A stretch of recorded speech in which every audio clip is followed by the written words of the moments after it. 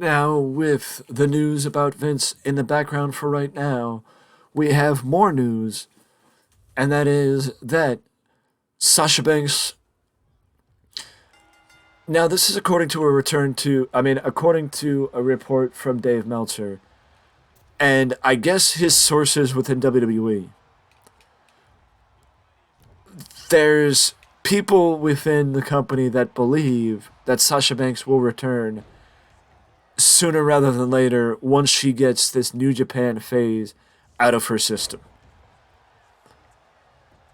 I feel like if I feel like if that was the case, number one, like if New Japan was given the indication that Sasha Banks was not going to be with them long term, and then it was just her trying to get wrestling elsewhere out of her system, then New Japan would not have been as willing to invest in her like they have been.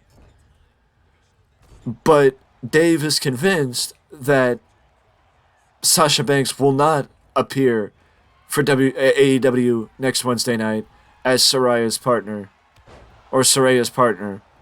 against Britt Baker and Jamie Hayter.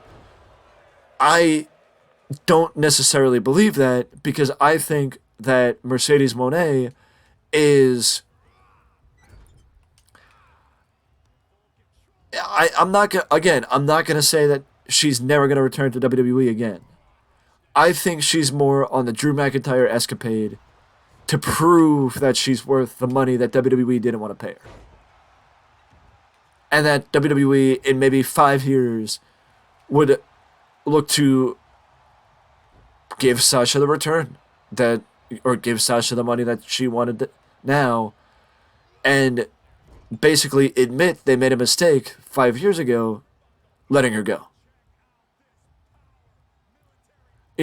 And I think legitimately that is something that we may see, but the reason is because apparently if she commits to AEW, contract wise, it's a minimum 3-year contract. My question is, why does she have to commit a contract to AEW? Why can't she commit a contract to New Japan and do sporadic appearances for AEW? And just not work for AEW and work instead for New Japan. You know what I mean? Why does she, if she appears as Soraya's partner next week, why does it have to be where she works for AEW, and why can't it be where she works for New Japan? Either way, I think to say that Sasha Banks will be returning to WWE within the next year once she gets that out of her system is a bit of an ignorant statement. And I'm not saying that it's ignorant on the part of Meltzer because Meltzer is just reporting what has been told. It is ignorant in general to believe that Sasha, after everything that happened, would return just because, she got it out of her system. It's like, in my opinion, I don't think that's the case. Again, I'm not saying she won't return. I'm just saying that it won't be next year. It'll be down the line, but it won't be next year. I do think it's a possibility that if Triple H had taken over a bit sooner, I think had he taken over a bit sooner, where maybe somebody that Sasha respected and trusted was in a position of power, then maybe it would have been a different situation. But I do believe that Sasha is in the position of, if you want to compare it to somebody in her position, Mickie James. Mickie James had a solid career within WWE, a Hall of Fame worthy career within WWE, but the booking was never that good for Mickie in WWE. It was never that good, and it always could have been better, especially in her last run.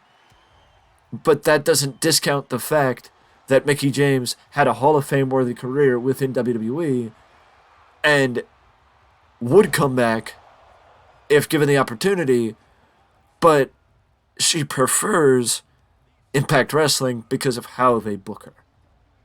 It's the same for Sasha Banks, that she believes she has more to gain being in New Japan than she does in WWE. And as it was noted in the Cultaholic news video, why can't she participate in AEW on events like next Wednesday night and Forbidden Door? Why does it have to be, oh, she's not going to sign with New Japan, she's not going to sign with Bushi Road, she's going to sign with AEW? You know, she's going to sign with AEW and be AEW's girl and help AEW, and it's like, why can't she sign with New Japan? Why does it have to be AEW? That's just my perspective. You know, that's just my perspective on it. Speaking of more AEW news, we'll break this down in the Rampage preview, which will happen a little bit later. Darby Allin has his first challenger for the TNT Championship, and that is Kingdom member Mike Bennett, who Darby will be facing tonight on tonight he'll be challenged by Bennett tonight on Rampage for the TNT Championship in his first title defense since defeating Samoa Joe this past Wednesday on Dynamite. Again, as I mentioned, I think it was the right decision. I think it was a good decision, and I think I'm happy to see Darby as champion, because one thing that I've mentioned multiple times in previous videos is that I think either you let Darby go on vacation, or you come up to allow yourselves to come up with something for him to do, because for the better part of the last year, there has been basically nothing more than him fluctuating and flopping around, doing very little. So him having a little bit of direction and maybe being able to refocus the title, that being the TNT Championship, would be a good position for Darby Allin, especially him being in the 6-man tag team match later this month with Sting and the Great Muta. Also, the last bit of news before we go is that Hikuleo is on WWE's radar.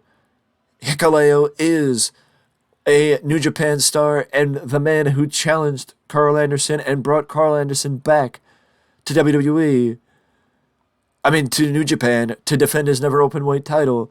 Hikuleo last competed for New Japan at New Year's Dash in an 8-man tag team match with his cousin Tamatanga, or brother Tamatanga, relative, Master Wato and Hiroshi Tanahashi against the Bullet Club. Oh, he's the brother of Tamatanga, and his uncle is Haku. But much like Finn Balor got Dragon Lee to come to WWE, there are people within WWE trying to get Hikuleo to come to WWE. And there is a Loser Leaves Japan match set up between Hikuleo and Jay White at the Night 2 event for Wrestle Kingdom later this month. So it is a possibility that Hikuleo may lose that match and then head over to WWE, which brings the interest level up because the Royal Rumble is right around the corner. But these have been my thoughts on wrestling, on these wrestling topics. Let me know your thoughts in the comment section below, and I will see you later today for a preview of AEW Rampage. Till then, I will see you in the next one.